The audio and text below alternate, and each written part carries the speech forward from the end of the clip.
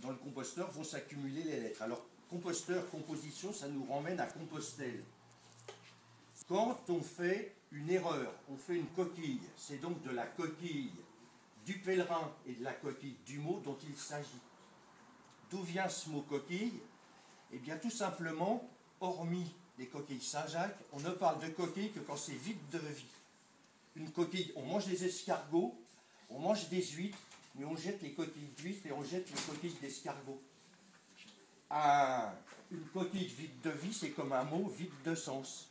Donc, il est coquillé. Quand on oublie un mot ou un passage de phrase, ça s'appelle un bourdon. Or, le correcteur, sur l'épreuve, va dessiner un petit rond et un grand bâton au travers qui symbolise le bourdon du pèlerin, lequel pèlerin a omis une étape dans son pèlerinage, et le typo, quand il a oublié un passage de texte, il fait un bourdon. Donc on va avoir plein de choses. Quand on a terminé une ligne et qu'on la met dans un plateau métallique avec une équerre qui s'appelle une galée, et galée, ça va nous rappeler aussi la Galilée, mais aussi la galère, puisque la galère, c'est l'ancien vocable d'un bateau où il y avait des prisonniers, des galériens. Donc c'est pour ça qu'aujourd'hui encore on dit d'un truc, oh c'est la galère.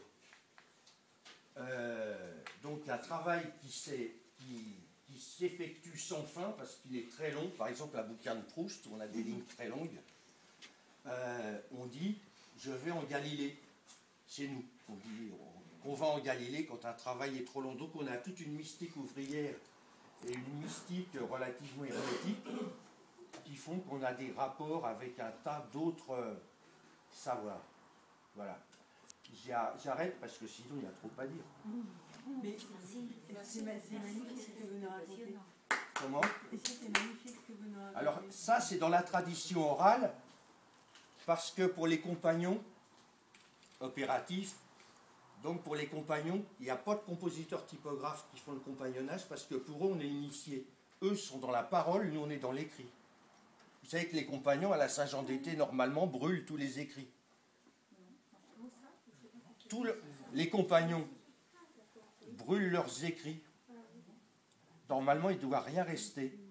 Donc, c'est, par exemple, pour construire un dodécaèdre ou une forme un petit peu compliquée, il y a des phrases. C'est connais-tu le point qui est le centre du carré et du cercle. Donc, c'est un peu comme le pi, car j'aime connaître un nombre utile aux sages, etc. Ils n'ont que des combines mnémotechniques pour savoir comment construire les formes ou tailler les formes. Il ne reste pas de traces de ça. Non, là ce que je vous dis, il n'y a aucune trace, ça n'a jamais été écrit. Parce que ça sert. Non, ça sert à rien. Le métier n'existe plus, ça sert à rien. Ça a vécu, maintenant c'est l'informatique, laissons place aux jeunes. Ça sert à rien. On ne va pas gagner sa vie avec ça. Et non, mais cette mémoire, oh, il y en a eu plein de perdus, on ne sait pas comment tailler les silex aujourd'hui. Mal. Ouais, il faut aller au Caire, en Vendée. Et donc, le journal Le Monde a fait un choix éditorial qui consiste à dire on n'utilisera plus les guillemets français. Les doubles guillemets avec une espace sécage. Oui. Donc maintenant, quelle que soit la manière dont tu tapes, quand ça va être imprimé, ça va être imprimé avec des lignes anglais ou américains. Ouais, des trucs anglais qui ne permettent pas, par exemple, de distinguer si c'est un guillemet ouvrant ou fermant, puisqu'ils sont tous... Ça dépend. Etc. Les guillemets américains, c'est deux petits traits, voilà. Ouvrés, fermés. Les guillemets anglais, c'est deux virgules à l'envers en guillemets ouvrants et deux apostrophes en guillemets fermants. Et les guillemets français, c'est deux chevrons. Mais il faut savoir que ça, c'est nouveau, parce qu'auparavant, on mettait, quand on avait une citation, dans une citation, on mettait des guillemets doubles pour l'ouvrir, simple pour la citation dans la citation, on fermait et on finissait la citation fermée par un double guillemet. Comme des parenthèses. Alors que maintenant on a pris le parti de mettre des crochets, par exemple. On fait un peu n'importe quoi. Je vais vous expliquer une chose qui est assez édifiante. En 6000 ans d'existence de l'écrit est resté aux mains de professionnels que ce soit des graveurs lapidaires, des scribes, des copistes, des typos, des tout ce qu'on veut, c'est resté aux mains de professionnels qui appliquaient des règles, et qu'un travail soit fait à Marseille ou à Lille, il était fait rigoureusement de la même façon, au profit du lecteur qui s'y retrouvait, parce que c'était toujours fait de la même façon. Il y avait une règle, là on doit mettre des capitales, ce qu'on doit mettre en italique, comment on doit espacer ceci, comment on doit espacer cela, comment on compose un sommaire. Donc on devenait un petit peu standard. Et puis du jour au lendemain, avec l'apparition de l'informatique, on a permis aux gens, ce qui était un progrès phénoménal, on a d'abord imposé aux gens d'apprendre à lire et à écrire, sans possibilité pour eux de maîtriser l'expression graphique de leur propre langue. Or, du jour au lendemain, on a donné aux gens un outil sans leur donner les règles élémentaires de lisibilité. C'est comme si on te donnait un marteau puis qu'on ne dise pas si tu plantes pas le clou en biais, si tu le plantes en biais, ça va résister à l'arrachement. Si tu le plantes droit, ça va résister à la traction, etc. Donc, il y a eu des règles de fait. Alors, je vais prendre l'histoire des... Ça, entre autres, c'est un des bouquins, c'est les règles en usage à l'imprimerie nationale, les règles typographiques en usage à l'imprimerie nationale, donc comment on fait les abréviations et tout. Par exemple, deuxième, ça s'abrège 2E supérieur. Donc aujourd'hui, on voit IE gravé ME, E gravé ME, ME, ND, on va voir tout et son contraire. Et c'est au détriment du lecteur, parce qu'un écrit, un texte, c'est rien d'autre que quelque chose qui doit être transparent, c'est un médium qui doit faire passer la pensée d'un auteur dans celle d'un lecteur. Donc on ne doit pas voir la matière dont le texte est fait, si c'est fait correctement. Puisque le texte, en réalité, ne sert à rien, c'est que l'expression d'une pensée qui doit transiter dans une autre pensée et forcément être interprétée. Donc il y avait des règles, donc aujourd'hui, chacun utilise les siennes, et ce qui fait qu'on tombe dans des absconsités pas possibles, parce que du devoir d'un élève de 6e à la copie de concours d'entrée à une grande école, on n'a plus du tout de différence. C'est fait pareil parce que l'ordinateur propose quelque chose, et puis les gens, ne voulant pas réfléchir, se conforment à ce qu'a dit l'ordinateur. Et puis tout le monde fait les mêmes choses, quoi. Et il y a la symbolique crétine qu'on y ajoute, les capitales par exemple.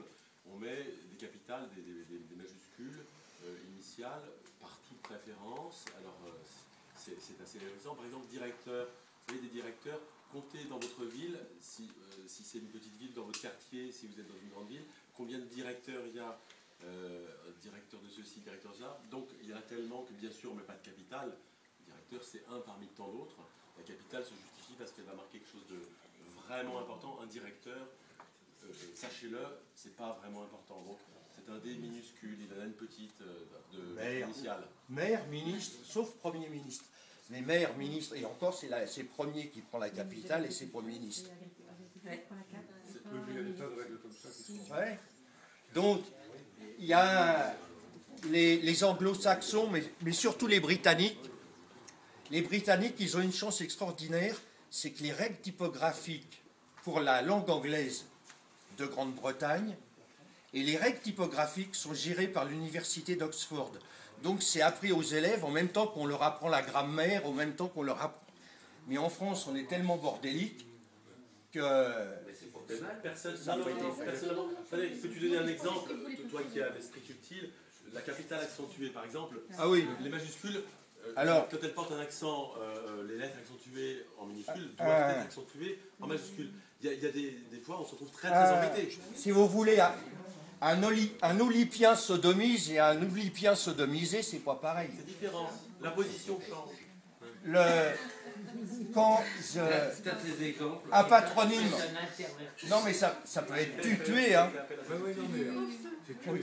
Tué. Un olypien tué et un olypien tué, c'est pas pareil, ça tient qu'à un tout petit bout de trait. Il y a aussi la Vierge qui tue. Oui. Donc il y a un patronyme, par exemple, à Orléans, il y a beaucoup de gens qui s'appellent Pelle, Pelé, P-E-2-L-E. S'il n'y a pas d'accent, les gens lisent Pelle. Il y a une ville qui s'appelle Ingré, avec un accent aigu. Bon, si on ne le met pas, ça fait Ingres.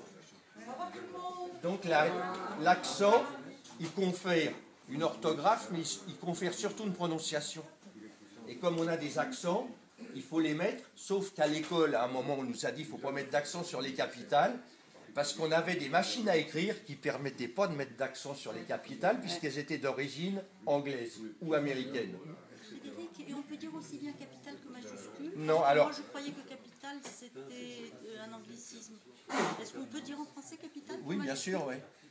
Mais c'est un thème, c'est surtout un terme d'imprimerie. D'accord, mais ça, c'est correct, enfin, parce que moi, je... Oui, c'est correct, capitale en français, oui. Ah bon? Ouais.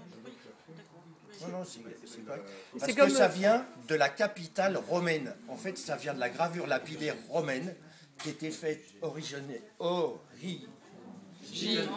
à Rome et qu'on appelait la capitale parce que c'était dans la capitale de la Rome antique, quoi. De la Rome. Ouais, tu l'écris comme tu veux. Hein. Mais c'est Voilà. comme Palais des Congrès sans accent, c'est Palais des Congrès. Non, c'est une poissonnerie. C'est une poissonnerie. Voilà. Pardon. Il y a des petits indices. Non, non.